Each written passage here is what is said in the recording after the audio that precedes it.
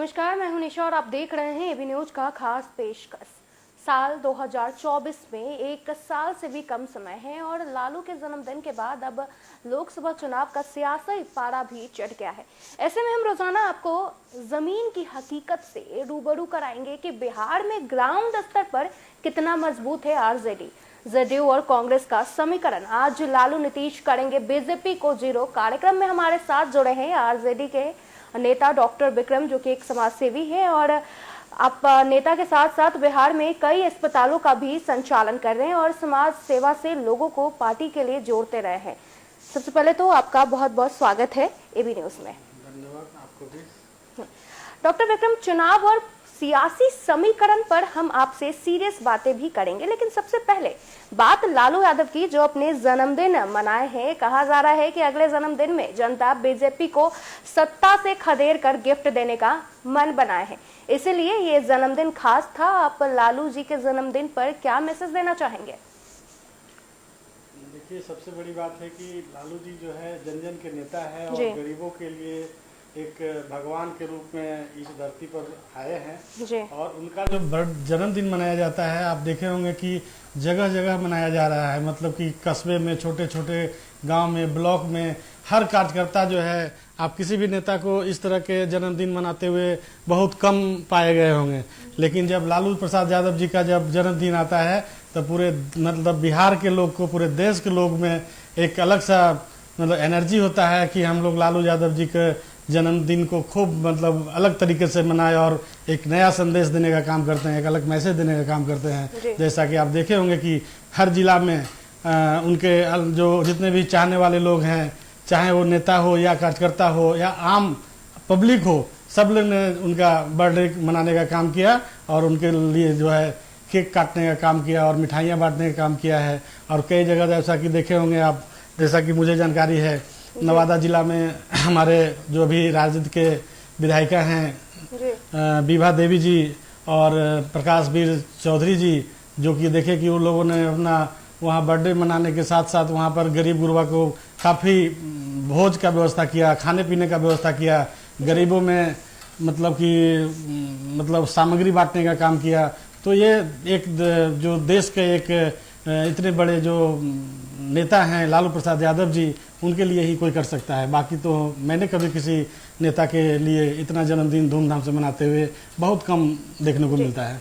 बिहार में लालू नीतीश का गठबंधन बीजेपी को डाइजेस्ट नहीं हो रहा है। बीजेपी पूरी ताकत से इस गठजोड़ को अलग करने की कोशिश में फेल हो चुकी है। ऐसे में बीजेपी को डर है कि कहीं 2024 में जीरो पर ना आउट हो जाए। आप जमीन से जुड़े हैं, आपकी क्या राय है इस मामले पर? देखिए, बीजेपी के जो लोगों का काम ही है कि फूट डालो और राज करो, मतलब लोगों को तोड़ने और जोड़ने का ही मतलब उनका सिलसिला। ये आपका कहना है या फिर सभी लोगों का कहना है? सभी लोगों का कहना है, मेरा ही नहीं कहना है।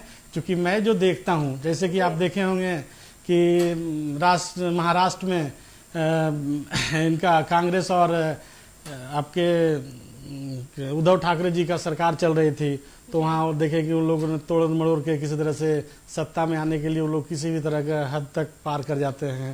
तो इस तरह का नीति बिहार के लोगों में जो है, बिहार के चूँकि लोग जो कि काफ़ी जागरूक हैं और बिहार में वो चीज़ करने की लोग कोशिश करेंगे। ये कतई नीतीश कुमार और लालू प्रसाद यादव जी जो एक बड़े और छोटे भाई हैं, तो ये कुछ भी करेंगे भाजपा वाला लोग, तो ये चलने वाला नहीं है। क्योंकि ये चचा भतीजा का जो जोड़ी है ना, वो एकदम मतलब अटूट है। ये कभी कितना भी प्रयास कर लेंगे तो टूटने वाला अब नहीं है। क्योंकि अब एक बार जो जुट गया है वो आजीवन जुटते रहेंगे। और नीतीश कुमार तो कह भी दिए हैं अपने कई बार मंचों से, कई बार अपने मीडिया साथियों के साथ कि तेजस्वी यादव भी हमारा अगला उत्तराधिकारी है। तो जब उत्तराधिकारी बना दिए तो आप तोड़ने और जोड़ने के बाद तब बचा कहाँ है?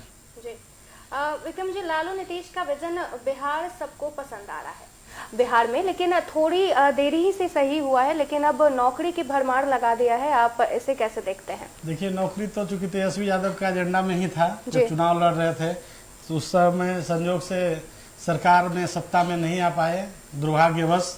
लेकिन जब सत्ता में आए हैं तब से उनका एक ही निश्चय है और वो निश्चय है सबसे पहला रोजगार, नौकरी। तो हमें लगता है कि जिस तरह से तेजस्वी यादव का जो विजन है, खास करके स्पेशली कि युवाओं के लिए एक नौकरी। बार हमारे दर्शकों को जरा तेजस्वी यादव के विजन के बारे में बता दीजिए। तेजस्वी यादव का जो अभी विजन है, जो सबसे पहला विजन है वो है नौकरी, जो है कि लोगों के रोजगार, युवाओं को नौकरी देने का काम करने का जो है सबसे बड़ा एजेंडा है उनका। और साथ में जो है जो बिहार में किसी भी तरह का करप्शन के लिए तेजस्वी यादव जो है एकदम अडिग हैं, और किसी भी तरह का करप्शन होने से वो एकदम मतलब अपने एक्शन में रहेंगे और करप्शन को एकदम जीरो टॉलरेंस, मतलब उसको ख़त्म, अगर जो थोड़ा बहुत कहीं सुनने को मिलता है तो उसको ख़त्म कर ही देंगे। चूँकि तेजस्वी यादव जो है अभी किसी का नहीं सुनते हैं, वो चूँकि सारा जो काम करते हैं वो अपने विजन से करते हैं, अपनी हिसाब से करते हैं, और करप्शन के मतलब वो समझिए कि आज के डेट में वो सबसे बड़ा धरोहर और विरोधी हैं। जी, बीजेपी आरजेडी पर आरोप लगाते रहती है कि वो सभी वर्गों को एक साथ तरजीह नहीं देता है। आप इस आरोप के बारे में क्या कहेंगे?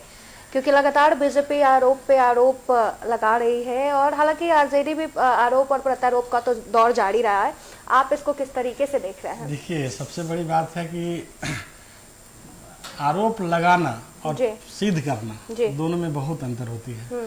तो बीजेपी के जितने भी खास करके जो प्रवक्ता हैं और नेता हैं, वो लोग सिर्फ अपने बातों पर विश्वास रखते हैं, वो सब बोलने। मतलब ये आपका कहना है कि बीजेपी के जितने लोग हैं वो सिर्फ बातों पे रहता है, बस लोग बात, जमीनी हकीकत लोगों के अंदर कुछ नहीं होता है। क्योंकि जमीनी हकीकत पर जब आएंगे तो आरजेडी का ही कार्यकर्ता, आरजेडी का नेता, आप कहीं भी जाएंगे तो आपको हर जगह मिल जाएंगे। वो लोग को तो सिर्फ अभी बस बीजेपी वाले लोग को बस एक ही एजेंडा है, बस पूजा करो, पाठ करो, और जो है धर्म, माने हिंदू धर्म खतरे में है तो मुस्लिम धर्म जो है हावी हो जा रहा है। भाई, ये हम लोग का इतने सालों से, देश के आज़ादी के बाद से आप हमें बताएं कि कब हमारा मतलब जो हिंदू धर्म है वो खतरे में चला गया, मतलब हिंदू लोगों को मारा जा रहा है, काटा जा रहा है, ऐसा तो नहीं है ना। क्योंकि हिंदू तो चूंकि यहाँ पर विक्रम जी ऐसी बातें नहीं है। हिंदुओं को काफी हम धर्म पे बात नहीं करेंगे, लेकिन ऐसा हुआ है, बहुत सारे ऐसे केसेस आए हैं कि धर्म को लेकर के ऐसे काटा गया, लफ्ज जिहाद, बहुत सारा केस हुआ है। देखिए, बात दरअसल ऐसा बात है ना, तो ऐसे में क्या होता है कि अगर मान ले कि इस तरह की अगर बात करेंगे तो आपस में भी तो लड़ाई झगड़ा हो जाती है, और कई बार देखते होंगे घटना घट जाती है। तो वो हिंदू मुस्लिम से का कहना है कि बीजेपी के लोग का एक एजेंडा बन गया है कि धर्म को यूज करना अपने चुनावी रणनीति, सत्ता में आने के लिए, ये बीजेपी जी उनका एजेंडा है। पर ऐसा नहीं है। हम लोग जो है, चूंकि आरजेडी के मानने वाले लोग, जो महागठबंधन के मानने वाले लोग, को इस पे मतलब ऐसा कुछ नहीं रहता है। और हमारा जो बता रहा हूँ, जैसे सबसे बड़ी बात है, मैं एक चीज बताना चाहूंगा आपको यहाँ पर कि हमारा जो खास करके राष्ट्रीय जनता दल या जो जेडीयू है, कांग्रेस है, और बहुत सारी पार्टियां हैं, ठीक है ना। तो जो हमारा जो मेन एजेंडा होता है कि हम लोग हैं धर्मनिरपेक्ष सेवक संघ का पार्टी, ठीक है ना। तो हम लोग जो है सभी धर्मों को, सभी वर्गों के लोग को एक साथ लेकर चलने का काम करते हैं। और आगे का मेरा विजन भी यही रहेगा कि हमारा भी विजन है, और हमारे जो नेता हैं, जो सबसे बिहार के सबसे बड़े धरोहर नेता, जिनको हम लोग आदर्श मानते हैं, उनके विचारों को जो है लोगों के बीच में रखते हैं। जैसा कि देखिए, अगर उस हम लोग को देखते हैं, अभी तो बहुत जगह सुनने को मिलता है, तो ठीक है, वो महागठबंधन को, आरजेडी को वोट नहीं भी करता है, फिर भी कहीं ना कहीं दबे जुबान से उसका निकलता है कि लालू यादव भी हैं जो कि हम लोग को, गरीबों को मेन पैनल में लाने का काम किए, और सत्ता से लेके गलियारे में लेके, माने बाजार में लेके, चौराहा से लेके कहीं भी बोलने का, बैठने का, उठने का जो है वो साहस दिए, वो सिर्फ बिहार के जो है हमारे धरोहर श्री लालू प्रसाद यादव जी हैं। जी विक्रम जी, लेकिन गठबंधन तो अब जुड़ा है ना, लेकिन इससे पहले तो लालू जी सत्ता से हट चुके थे। देखिए, सत्ता से जब बीच में तो नीतीश जी आ गए थे, हमारे जनता नीतीश पे भरोसा कर रही थी। देखिए, जब बड़े भाई और छोटे भाई में भी बंटवारा होता है, तो उस समय कुछ ऐसे बंटवारा हुआ जी था। उस समय कुछ ऐसी परिस्थितियां बनी थी जिसके वजह से जो है नीतीश जी अगर भी सत्ता में थे तो हम लोग को कोई ज्यादा तकलीफ नहीं थी। पर भाजपा जब साथ में होती है तो वो तकलीफ थोड़ा देता है। लेकिन अगर नीतीश कुमार रहे या तेजस्वी यादव रहे और लालू यादव रहे, उससे हमें मतलब बहुत ज्यादा फर्क नहीं पड़ता है, क्योंकि सत्ता में जो है वो बड़े भाई और छोटे भाई का जो है समीकरण जो है हमारे बिहार के लिए जो है काफी कारगर साबित हुए और चल रहा है।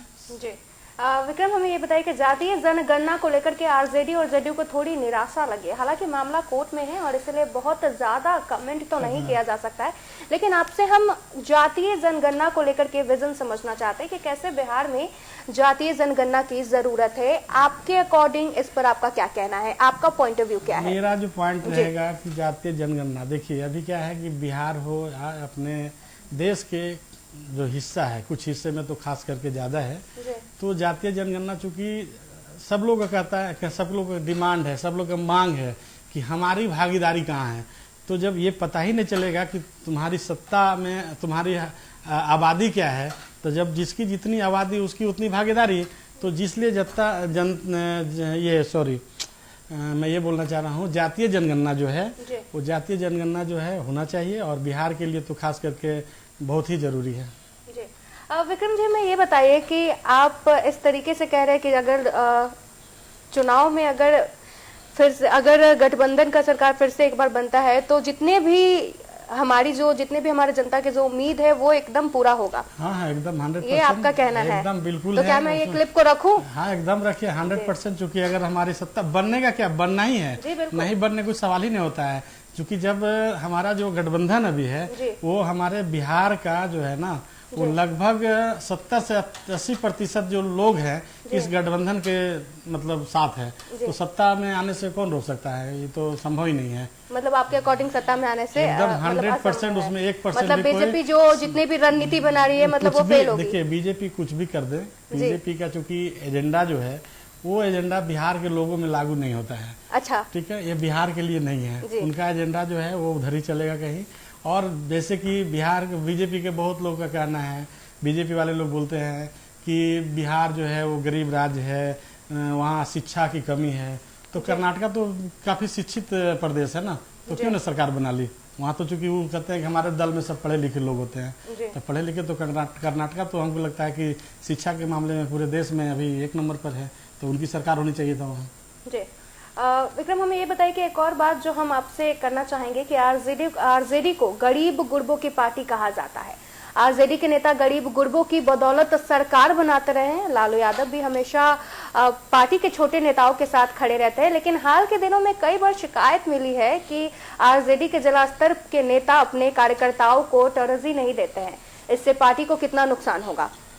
मैं इस पर देखिए मतलब बताना चाहूंगा आपको। जी बिल्कुल बिल्कुल। कि खास करके जो जिला लेवल के नेता होते हैं, खास करके जो विधायक होते हैं, जिला परिषद के सदस्य होते हैं, प्रमुख होते हैं, या वहाँ के जो और मुखिया होते हैं, तो हम एक चीज़ कहना चाहेंगे, जो थोड़ा संपन्न है, जो अपने आप को कहते हैं कि मैं बहुत परिपूर्ण हूँ, दबंग हूँ, तो मैं उनसे एक चीज़ तो ज़रूर, चूँकि हमारे जो कार्यकर्ता है बूथ लेवल पर काम करता है, और बूथ लेवल का जो नेता है, बूथ लेवल का जो कार्यकर्ता है, उसे मैं बड़े नेताओं से, जो जिला लेवल के नेता हैं या जो मुखिया हैं, ये लोग से हम अनुरोध करेंगे, रिक्वेस्ट करेंगे कि आप लोग जो है छोटे छोटे कार्यकर्ता का एक बार में फ़ोन उठाएं और उनका समस्या का समाधान करें। कई बार ऐसा होता है कि उन लोग के फ़ोन नहीं उठाने के कारण किसी का, गरीब आदमी का जान चला जाता है, सही टाइम पर सही जगह पर इलाज नहीं होता है।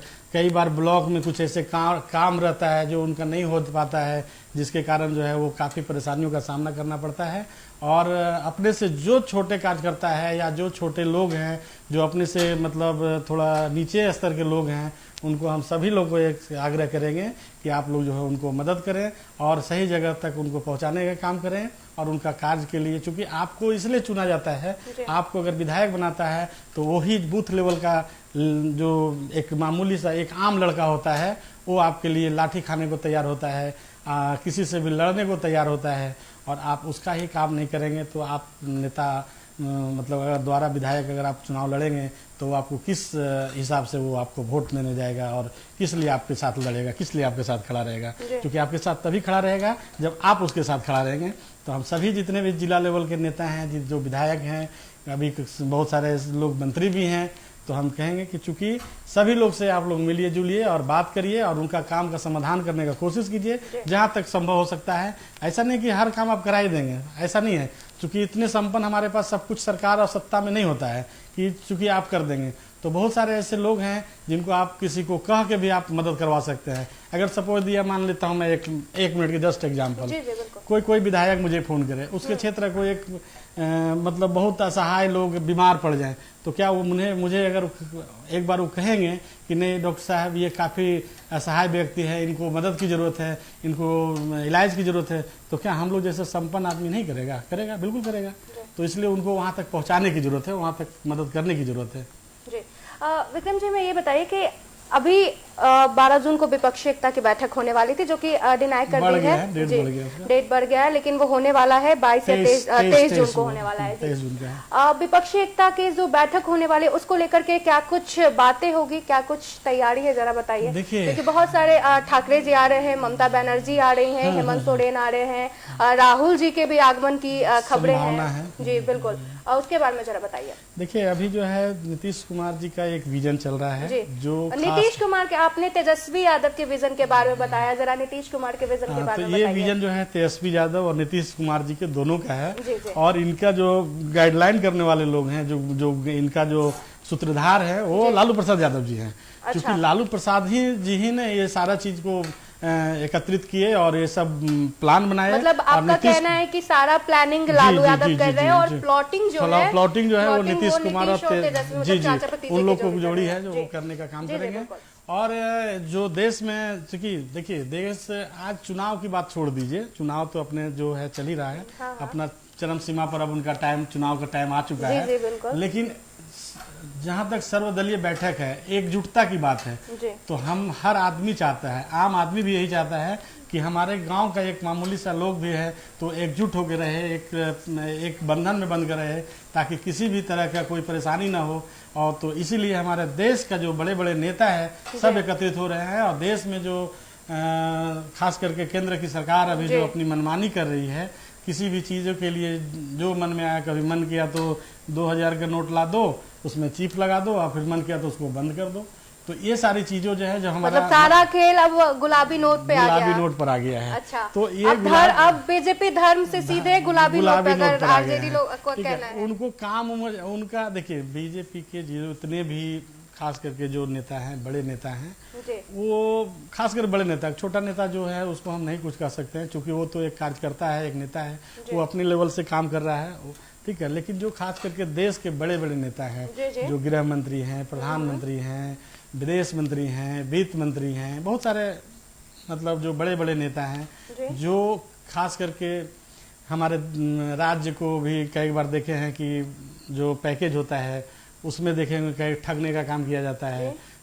बिहार के विकास के लिए कुछ स्पेशल पैकेज देने की बात चुनाव से पहले करते हैं, चुनाव खत्म होता है उसके बाद सब भूल जाते हैं। बिहार में देखेंगे, सुने होंगे कि आप बिहार को स्पेशल राज्य का दर्जा मिलेगा, केंद्र में सरकार आएगी मेरी, तो केंद्र में सरकार 9 साल हो गया, आज तक उस पर कभी चर्चा भी किसी ने, बीजेपी के नेता ने चर्चा नहीं किया आज तक। विक्रम, हमें ये बताइए कि 15 जून से जो आरजेडी, जो गठबंधन की जो सरकार है, वो बीजेपी के खिलाफ एक प्रदर्शन करेगी हर ब्लॉक लेवल पे, मतलब भाजपा हटाओ। हाँ, इसके बारे में क्या कहना है? मतलब ये क्या एजेंडा है, बीजेपी हटाओ, बीजेपी की मोदी की पोल खोलो? देखिए अभी क्या है ना, सबसे बड़ी चीज है कि जितने भी मतलब राज्य हैं जहाँ पे भी खास करके बीजेपी की सरकार है या केंद्र में बीजेपी की सरकार है, तो क्योंकि सरकार में सत्ता से हटाने के लिए जब तक हम सब एकजुट नहीं होंगे तब किसी को नहीं हटा सकता। क्योंकि मतलब हमारा जो देश है ना, वो क्या है ये हमारा जो देश तो मतलब लोकतंत्र मानते हैं कि जीतने के लिए सबको, लोकतंत्र है। तो लोकतंत्र में जब तक हमारे पास पूरा वोट नहीं होगा, तब हम, जब वोट ही नहीं होगा तो हम सरकार कैसे बनाएंगे? तो इसलिए चूंकि अभी क्या हो रहा है कि केंद्र सरकार जो है जो भी वादा किया, आप एक वादा उनका हमको गिना दीजिए कि उन्होंने पूरा किया, ठीक है ना। राम मंदिर का घोषणा किया, चलो राम मंदिर बना दिए, ठीक है। राम मंदिर बन रहा है, बता रहा हूँ, बना दिए, मैं वही बता, उसी पर जा रहा हूँ। तो राम मंदिर बना दिए, ठीक है। राम मंदिर बना देने के साथ साथ क्या राम मंदिर सिर्फ बना देने से आपका पेट भर जाएगा, आपका शिक्षा हो जाएगा, आपका विकास हो जाएगा? नहीं होगा ना, ठीक है। मंदिर बनना जरूरी है, बना दिए, बहुत अच्छा काम। लेकिन जिस मंदिर के लिए इतने सालों से लड़ाई हो रही थी, वो जीत हुई है हमारी। इसके लिए मैं बीजेपी की सरकार को धन्यवाद देता हूँ, बधाई देता हूँ कि आपने बहुत अच्छा काम किया, ठीक है। लेकिन साथ में हमारे देश में जो 10 लाख के रोजगार की बात किए थे हमारे प्रधानमंत्री, इसी बिहार से आके घोषणा किए थे, जहां तक मुझे शायद जानकारी है। तो 10 लाख के रोजगार, 2 करोड़ रोजगार जो है वो साल में देने की बात हुई थी। हर साल 2 करोड़ रोजगार। आप हमको 2 लाख से केंद्र सरकार के माध्यम से नौकरी गिना दीजिए, तो हम समझ जाए कि आपका जो वादा है वो पूरा किए। तो लोग इसलिए आक्रोश है, ये नहीं कि आप मतलब लोगों को आप जागरूक करें एक तरीके से कि बीजेपी से आक्रोश सिर्फ इसलिए है कि जो आप वादा किए आप कुछ पूरा नहीं किया, आप उसको पूरा कर दिए। आप ही सत्ता में रहो, हमें नहीं सत्ता में बैठना है, लेकिन आप जो वादा किए उसको पूरा कर दो ना। मतलब इतनी बड़ी दरिया दिली आरजेडी की। क्योंकि आप जब गजते हो कि आप जब घोषणा पत्र में आप कहीं से भी जाके आप बोलते हैं, आप खास करके चूंकि देश के प्रधानमंत्री, गृह मंत्री जब अपने जवान से ये बात को कहीं अगर आप रखते हैं तो उस जवान का बहुत बहुत महत्व होता है। ठीक है, बहुत कीमत होता है। एक आम आदमी बोले, एक प्रधानमंत्री बोले, प्रधानमंत्री बोल दे तो मतलब वो कानून हो गया। तो प्रधानमंत्री बोलेंगे तो वो कानून ही होगा ना विक्रम जी। लेकिन करना भी पड़ेगा ना जी। और अंत में बात आपसे जो थोड़ा अलग है, आप डॉक्टर से राजनेता कैसे बन गए? मतलब क्या मकसद था राजनीति से, मतलब राजनीति में जाने का, और समाज सेवा करने का मन कब से बना है? देखिए, डॉक्टर तो ऑलरेडी एक समाज सेवा होता है, समाज सेवक ही होता है। डॉक्टर है क्या? डॉक्टर समाज लेकिन आप इस प्रोफेशन से सीधे राजनीति में जाना नहीं है। देखिए, हमें कोई अपना कोई ऐसा ये मतलब कि अपना महानवाकांक्षा नहीं थी, ठीक है ना। और नहीं हमें कोई बहुत इच्छा थी कि हम राजनीतिक में रहें या राजनीतिक में जाएं। लेकिन चूंकि मुझे जहाँ तक मुझे फील हुआ कि लगता है कि नहीं, मुझे समाज के लिए इसके अलावा कुछ और भी करना चाहिए। चूंकि मेरे पास बहुत सारे समस्या लेके लोग आते हैं कि कभी सर थोड़ा थाना में फ़ोन कर दीजिए, सर थोड़ा ब्लॉक में फ़ोन कर दीजिए, सर मेरी बेटी की शादी है, थोड़ा हमको आर्थिक रूप से कुछ मदद कर दीजिए। तो ऐसे ऐसे कार्य करने के साथ जो साहस जो हमने दिखाने का काम किया, करने का काम किया, तो लोगों ने मुझे प्रेरित किया कि सर थोड़ा आपको राजनीतिक में आपको आना चाहिए, ताकि हम लोग को आपके जरिए कुछ विकास हो सके। अपने घर परिवार के लिए आप कैसे समय निकाल पाते हैं? और आपसे एक सवाल है कि जो थोड़ा अलग है, युवाओं को राजनीति में आने से पहले किन बातों पर गौर करना चाहिए? जब हम लोग पार्टी ऑफिस जाते हैं तो अक्सर पार्टी के यूथ नेता कहते रहते हैं कि हम लोग पीछे पीछे ही रह जाएंगे। ऐसे में आप उनके दर्द को बखूबी समझते हैं, तो आप उनको क्या संदेश देना चाहते हैं? देखिए, उनको हम बहुत बढ़िया सवाल आप पूछे, बहुत मैंने जितने सवाल किए ना, उसमें मैं इस सवाल को सबसे बड़ा और अच्छा सवाल मानता हूँ। चूंकि जिस देश में, जिस राज्य में मुझे लगता है कि विक्रम जी, क्योंकि वो ये आपकी पार्टी की बातें है ना, उसमें मैं आपकी पार्टी के बारे में बात कर रही थी, इसमें मैं आपकी तारीफ कर रही हूँ, इसलिए ये सवाल आपको अच्छा लग रहा है। इसलिए मतलब मैं बताना चाहता हूँ कि ये जो खास करके जो सवाल किया जुआओं को, तो जुआ जो है हमारे खास करके बिहार में लगभग 40% जुआ है। और 40% जुआ मतलब बहुत बड़ी आबादी होती है। और जिसमें क्या है कि बहुत आज के डेट में तो सारे जुआ MA BA करके, चूँकि बहुत सालों से रोजगार का परेशानी देख ही रहे, झेल रहे हैं लोग, नौकरी नहीं हुआ। तो चूँकि बहुत सारा केंद्र सरकार ने 10 साल से घोषणा करते गए, बहुत लोग को एज निकल गया, तो वो जुआ सब जो है कहीं ना कहीं राजनीति में रुझान किया। और राजनीतिक में चूँकि उन लोग को भागीदारी मिलनी चाहिए, क्योंकि हम ये नहीं कर रहे हैं कि सारे सीनियर लीडर को हटा दीजिए, सीनियर लीडर को रखिए, पर सीनियर लीडर के साथ साथ जो है जुआओं को मौका दीजिए। और जुआ को आप जब प्रभार देंगे, आप जब जिम्मेदारी देंगे, तो बढ़ चढ़ के हिस्सा लेगा। और उसके अंदर चूंकि जोश और जुनून होता है, तो वो आपके पार्टी के लिए, आपके अपने जनता के लिए, अपने कार्यकर्ता के लिए वो बढ़ चढ़ कर भाग ले सकता है, हर जगह पहुंच सकता है। लेकिन चूंकि जब एक एज हो जाता है, तो देखते होंगे कि आए दिन खास करके चूंकि राजनीतिक में तो खास करके बहुत ज़्यादा ही मेंटली हरास भी बहुत ज़्यादा होता है, परेशानी बहुत ज़्यादा होती है। क्योंकि आए दिन कार्यक्रम होता है, कभी यहाँ कार्यक्रम है, कभी वहाँ कार्यक्रम है, कभी विधानसभा है, तो कभी बहुत सारा काम होता है। क्योंकि एक नेता के पास इतना काम होता है ना कि आपको मैंने कभी नज़दीक से आप देखेंगे तो पता चलेगा कि नेता के पास काम कितना ज़्यादा होता है। तो हम यही कहेंगे कि चूंकि जो जुआ नेता होता है, जो जुआ जोश होता है, उसके अंदर काम करने की क्षमता अधिक होती है, उसके अंदर बहुत सारे मतलब विजन अभी उसका नया है, वो लंबे दिनों के लिए वो राजनीतिक में अपना योगदान दे सकता है।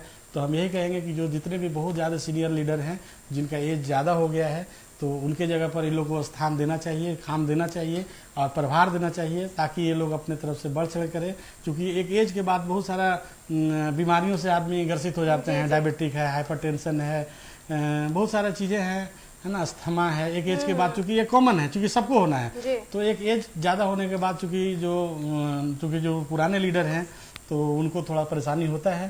तो हम चाहेंगे कि युवा लोगों को मौका मिले और ज़्यादा से ज़्यादा हम नीतीश कुमार जी से, तेजस्वी यादव जी से अनुरोध करेंगे कि आप अपने टीम में नए नए लड़कों को, जो युवा है, खास करके हमारे बहुत सारे ऐसे नेता हैं जो कि राजनीतिक में काफ़ी सक्रिय है, काफ़ी मेहनत करते हैं ब्लॉक लेवल में, जिला लेवल में, और उन्हें सही बात यह है कि उनको बड़े नेता जो होते हैं वो उनको आगे बढ़ने का मौका नहीं देते हैं। तो हम एक तेजस्वी यादव से और नीतीश कुमार जी से कहेंगे कि आप लोग उनको मौका दें, और ताकि वो अपने पार्टी के लिए, अपने लोगों के लिए ज़्यादा से ज़्यादा समय दें और कार्य करें, ताकि वो जो है अपने पार्टी का विकास कर सके। तो ये थे हमारे साथ विक्रम जी, जो कि एक बहुत बेहतरीन डॉक्टर है और एक नेता भी और एक समाज सेवक भी है। तो धन्यवाद विक्रम जी हमारे साथ जुड़ने के लिए, एबी न्यूज़ को अपने टाइम देने के लिए धन्यवाद। तो इसी के साथ हमारे इस खास पेशकश में आज के लिए बस इतना ही। बने रहिए एबी न्यूज़ के साथ। नमस्कार।